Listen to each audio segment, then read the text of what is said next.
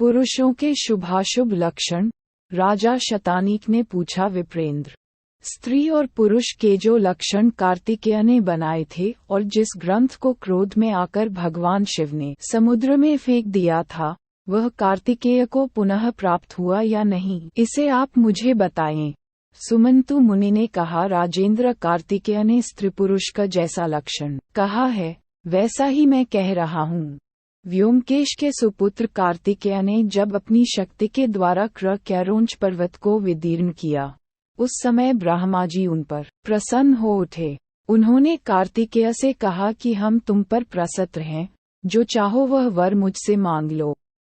उस तेजस्वी कुमार कार्तिक ने नतमस्तक होकर उन्हें प्रणाम किया और कहा कि विभो, स्त्री पुरुष के विषय में मुझे अत्यधिक कौतूहल है। जो लक्षण ग्रंथ पहले मैंने बनाया था उसे तो पिता देवदेवेश्वर ने क्रोध में आकर समुद्र में फेंक दिया, वह मुझे भूल भी गया है, अतः उसको सुनने की मेरी इच्छा है। आप कृपा करके उसी का वर्णन करें। ब्रह्मा जी बोले, तुमने अच्छी बात पूछी है। समुद्र ने जिस प्रकार से उन लक्षणों को कहा है उसी प्रकार मैं तुम्हें सुना रहा हूँ। समुद्र ने स्त्री पुरुषों के उत्तम, मध्यम तथा अधम 3 प्रकार के लक्षण बतलाए हैं। शुभाशुभ लक्षण देखने वाले को चाहिए कि वह शुभ मुहूर्त में मध्याह्न के पूर्व पुरुष के लक्षणों को देखे। प्रमाण समूह, छाया गति, संपूर्ण आंग, दांत, केश, नख, दाढ़ी, मूंछ का लक्षण देखना चाहिए। पहले आयु की परीक्षा करके ही लक्षण बताने चाहिए। आयु कम हो तो सभी लक्षण व्यर्थ हैं। अपनी अंगुलियों से जो पुरुष 108 यानी 4 हाथ 12 अंगुल का होता है वह उत्तम होता है। 100 अंगुल का होने पर मध्यम और 90 अंगुल का होने पर अधम माना जाता है। लंबाई के प्रमाण का यही लक्षण आचार्य समुद्र ने कहा है। हे कुमार, अब मैं पुरुष के अंगी का लक्षण कहता हूँ। जिसका पैर कोमल, मांसल, रक्तवर्ण, खिग्ध, ऊंचा, पसीने से रहित और नाड़ियों से व्याप्त न हो, अर्थात नाड़ियां दिखाई नहीं पड़ती हों, तो वह पुरुष राजा होता है। जिसके पैर के तलवे में अंकुश का चिन्ह हो, वह सदा सुखी रहता है। कछुए के समानुचे चरण वाला, कमल के सदृश कोमल और परस्पर मिली हुई अंगुलियों वाला, सुंदर एड़ी से युक्त, निगूढ़ देखने वाला, सदा गर्म रहने वाला, प्रस्वेद शून्य, रक्तवर्णक नखों से अलंकृत चरण वाला पुरुष राजा होता है। गेहूं, चावल आदि के समान रूखा, सफेद नसों से युक्त, टेढ़ी रूसी नाड़ियों से व्याप्त, बिरल अंगुलियों से युक्त चरण वाले पुरुष दरिद्र और दुखी होते हैं। जिसका चरण आग में पकाई गई मिट्टी के समान वर्ण का होता है, वह ब्रह्महत्या करने वाला, पीले चरण वाला अगम्यागमन करने वाला, कृष्णवर्णक चरण वाला मद्यपान करने वाला तथा श्वेतवर्णक चरण वाला अभक्ष्य पदार्थ भक्षण करने वाला होता है। जिस पुरुष के पैरों के अंगूठे मोटे होते हैं वे भाग्यहीन होते हैं। विकृत अंगूठे वाले सदा पैदल चलने वाले और दुखी होते हैं। चिपटे, विकृत तथा टूटे हुए अंगूठे वाले अतिशय निंदित होते हैं तथा टेढ़े, छोटे और फटे हुए अंगूठे वाले काट भोगते हैं। जिस पुरुष के पैर की तर्जनी अंगुली अंगूठे से बड़ी हो उसको स्त्री सुख प्राप्त होता है। कनिष्ठा अंगुली के बड़ी होने पर स्वर्ग की प्राप्ति होती है। चपटी, विरल, सूखी अंगुली होने पर पुरुष धनहीन होता है और सदा दुख भोगता है।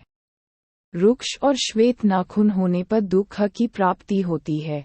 खराव नख होने पर पुरुष शील रहित और कामभोग रहित होता है। रोम से युक्त जंघा होने पर भाम्यहीन होता है। जंघा छोटे होने पर ऐश्वर्य प्राप्त होता है, किंतु बंधन में रहता है। मृग के समान जंघा होने पर राजा होता है। लेबी, मोटी तथा मांसल जंघा वाला ऐश्वर्य प्राप्त करता है। सिंह तथा बाघ के समान जंघा वाला धनवान होता है। जिसके घुटने मांस रहित होते हैं वह विदेश में मरता है। विकट घुटने होने पर दरिद्र होता है। नीचे घुटने होने पर स्त्री जित होता है और मांसल घुटने होने पर राजा होता है। हंस, भास पक्षी, शुक, वृष, सिंह, हाथी तथा अन्य श्रेष्ठ पशु पक्षियों के समान गति होने पर व्यक्ति राजा अथवा भाग्यवान होता है। ये आचार्य समुद्र के वचन है, इनमें संदेह नहीं है। जिस पुरुष का रक्त कमल के समान होता है वह धनवान होता है। कुछ लाल और कुछ काला रुधिर वाला मनुष्य अधम और पाप कर्म को करने वाला होता है। जिस पुरुष का रक्त मूंगे के समान रक्त और खिग्ध होता है, ये 7 द्वीपों का राजा होता है। मृग अथवा मोर के समान पेट होने पर उत्तम पुरुष होता है। बाघ, मेक और सिंह के समान पेट होने पर राजा होता है।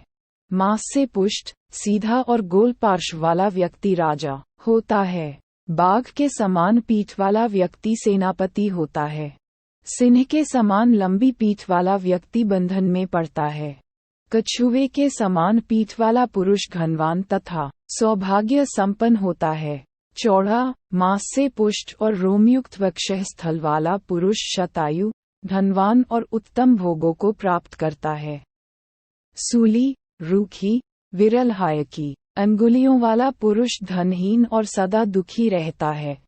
जिसके हाथ में मत्स्य रेखा होती है, उसका कार्य सिद्ध होता है और वह धनवान तथा पुत्रवान होता है।